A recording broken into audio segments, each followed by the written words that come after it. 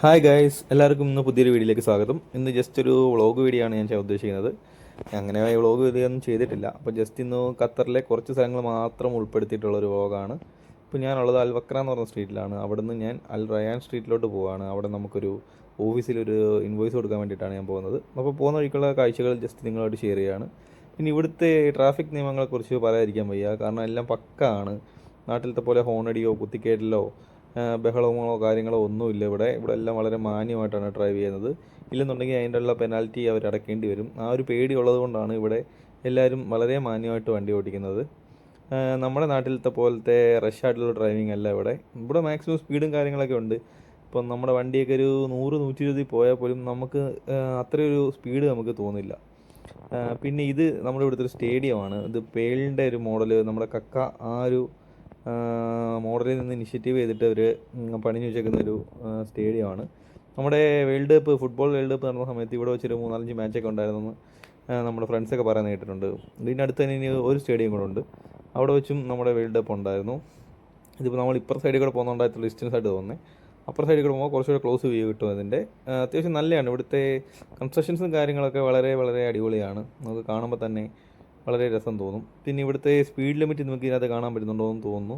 60, 100, 120, 80 അങ്ങനെയൊക്കെയാണ് ഇവിടുത്തെ speed limit. ഓരോ ട്രാക്കിനും ഓരോ സ്പീഡ് ലിമിറ്റ് ഉണ്ട്. പിന്നെ ഈ നമ്മളിപ്പോൾ കാണുന്നതും ഒരു സ്റ്റേഡിയമാണ്. ഇവിടെ വെച്ചും നമുക്ക് ഇവിടെ മത്സരങ്ങളൊക്കെ ഉണ്ടായിരുന്നു നമ്മുടെ വേൾഡ് കപ്പ് സമയത്ത്. എൻ്റെ ഫ്രണ്ട്സൊക്കെ പറഞ്ഞു കേട്ടിട്ടുണ്ട് വേൾഡ് കപ്പിന് ശേഷമാണ് ഖത്തർ ഇത്രയും ഡെവലപ്പായത്. അതിന് മുമ്പ് ഇത്രയും ഡെവലപ്മെൻറ്റ്സ് ഒന്നും ഇല്ലായിരുന്നു, റോഡുകളൊക്കെ പഴയ പോലെ ആയിരുന്നു എന്നൊക്കെ പറഞ്ഞു കേട്ടിട്ടുണ്ട്. പക്ഷെ എന്തായാലും നമ്മൾ വന്നപ്പോഴത്തേക്കും കുഴപ്പമില്ല. മുമ്പ് ദുബായിലുണ്ടായിരുന്നു. പക്ഷെ ദുബായ് വെച്ച് കമ്പയർ ചെയ്ത് നോക്കുമ്പോൾ ഇത് അത്ര ഡെവലപ്ഡ് അല്ല എങ്കിൽ പോലും നല്ലൊരു സ്ഥലമാണ്. കുറേ സ്ഥലങ്ങൾ കാണാനൊക്കെ ഉണ്ട്. ഇതൊക്കെ ഇവിടുത്തെ വില്ലകളൊക്കെയാണ്. വില്ലകൾ, ചെറിയ ചെറിയ വീടുകളൊക്കെയാണ്. മലയാളീസ് ഒരുപാടുണ്ട്. നമ്മളെ എപ്പോഴും നമ്മൾ കളിയാക്കി പറയാറുണ്ട് എവിടെ ചെന്നാലും മലയാളി ഇല്ലാത്ത നാടില്ലാന്ന്. പക്ഷേ നാട് വിട്ട് വേറെ നാട്ടിൽ പോകുമ്പോൾ നമുക്ക് ഈ മലയാളികളെ കാണുമ്പോൾ കിട്ടുന്നൊരു സന്തോഷം അതാ പോയവർക്ക് മാത്രമേ പറഞ്ഞറിയിക്കാൻ പറ്റത്തുള്ളൂ. അത്രയ്ക്കൊരു സന്തോഷമാണ്. ഒരു മലയാളിയെ കാണുമ്പോൾ നമ്മൾ അറിയാതെ നമ്മുടെ നാടും വീടും ഒക്കെ ഓർത്തു പോകും. ഇതെല്ലാം ഇവിടുത്തെ വില്ലകളാണ്. മലയാളികളും ഇവിടുത്തെ ലോക്കൽസും എല്ലാം താമസിക്കുന്ന സ്ഥലങ്ങളാണിത്.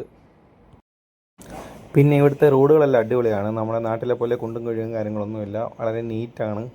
അഴുക്കോ കാര്യങ്ങളോ ഒന്നും തന്നെ കാണാറില്ല. ജസ്റ്റ് പൊടി മാത്രമേ ഉള്ളൂ ഇവിടെ, വേറെ ഒന്നുമില്ല. പിന്നെ ഈ മുകളിൽ കാണുന്ന ഈ റൗണ്ട് ബോട്ടാണ്. അങ്ങോട്ടും ഇങ്ങോട്ടൊക്കെ തിരിഞ്ഞും ഡൈവേർഷൻ എടുത്തൊക്കെ പോകാനുള്ളതാണ്. എനിക്കിതുവരെ ഒന്നും മനസ്സിലായിട്ടില്ല അത് എങ്ങോട്ട് പോകേണ്ടതാണെന്നൊക്കെ. ഇവിടെ അങ്ങനെ കുറേ വഴികളും കാര്യങ്ങളൊക്കെ ഉണ്ട്. ഈ ബ്ലോക്കും ഗതാഗത കുരുക്കൊക്കെ ഒഴിവാക്കാൻ വേണ്ടിയിട്ടാണ് അവരിങ്ങനത്തെ കുറേ കാര്യങ്ങൾ ഇനിഷ്യേറ്റീവ് എടുത്ത് ചെയ്തേക്കുന്നത്. പിന്നെ നമ്മൾ മറ്റേ സിനിമകളിലും അങ്ങനത്തെ പരിപാടികളൊക്കെ കാണുന്ന സ്ഥലം അതാണ് ഈ ഖത്തറിൻ്റെ ഹൃദയഭാഗം എന്നൊക്കെ പറയുന്നതാണ്. അവിടെയാണ് വലിയ വലിയ ബിൽഡിങ്സും കാര്യങ്ങളൊക്കെ ഉള്ളത്. അവിടെയാണ് കുറച്ചുകൂടി ടൂറിസ്റ്റ് ഇതിന് പ്രാധാന്യം കൊടുത്തിട്ടുള്ള ഏരിയ. നമ്മളൊക്കെ താമസിക്കുന്നത് സാധാ ഇൻഡസ്ട്രിയൽ ഏരിയ പോലത്തെ സ്ഥലങ്ങളാണ്. അതാണ് ഖത്തറിൻ്റെ ഹൃദയഭാഗം. അവിടെ ഒരുപാട് വലിയ വലിയ ബിൽഡിങ്സും കാര്യങ്ങളുണ്ട്. നമ്മളൊക്കെ താമസിക്കുന്നിടത്ത് സാധാരണ ഒരുപാട് ഹൈറ്റൊന്നും ഇല്ലാത്ത നോർമലിയുള്ള ബിൽഡിങ്സാണ്. ഈ ടവറും കാര്യങ്ങളൊക്കെ വരുന്നത് അവിടെയാണ്. അതാണ് ഖത്തറിൻ്റെ ഏറ്റവും ടൂറിസ്റ്റ് അട്രാക്റ്റീവ് ആയിട്ടുള്ള പ്ലേസ്. പിന്നെ ഇവിടെ ഇപ്പോഴും ഇങ്ങനത്തെ തരിശ് ഭൂമികൾ, മരുഭൂമികൾ ഇഷ്ടംപോലെ ഉണ്ട്. ഇതിവിടുത്തെ വേറൊരു സ്ഥലമാണ് മദീന ഖലീഫ എന്ന് പറയുന്നത്. ഇവിടെ കുറച്ച് വില്ലാസും അപ്പാർട്ട്മെൻറ്റ്സും അങ്ങനെയൊക്കെ ഉള്ളൊരു ഏരിയയാണ്. വളരെ സൈലൻ്റ് ആയിട്ടുള്ളൊരു ഏരിയയാണ്. ഒത്തിരി മലയാളികളും അല്ലാത്തവരും അറബിക്ക് അങ്ങനത്തെ ആൾക്കാരൊക്കെ ഉണ്ട്, ഷെയ്ഖന്മാരൊക്കെ ഉള്ള സ്ഥലങ്ങളാണ്. ഇവിടെ അത്യാവശ്യം നല്ല ഒരു ഗ്രീനായിട്ടുള്ളൊരു പ്ലേസാണ്. കുറേ മരങ്ങളും പൂന്തോട്ടങ്ങളും അങ്ങനെയൊക്കെ ഉള്ള കുറച്ച് ഒരു ഹരിത പരമായിട്ടുള്ളൊരു ഏരിയയാണ്. അപ്പോൾ ഇതാണ് നമ്മുടെ ഡെസ്റ്റിനേഷൻ. നമ്മളുടെ യാത്ര ഇവിടത്തേക്കായിരുന്നു. അപ്പോൾ ഓക്കെ ഗൈസ്, നമ്മൾ അടുത്തൊരു ഖത്തർ വീഡിയോ ആയിട്ട് ഇടയ്ക്ക് എപ്പോഴെങ്കിലുമൊക്കെ വരാം, എവിടെയെങ്കിലുമൊക്കെ പോകുമ്പോൾ. അപ്പോൾ ബൈ.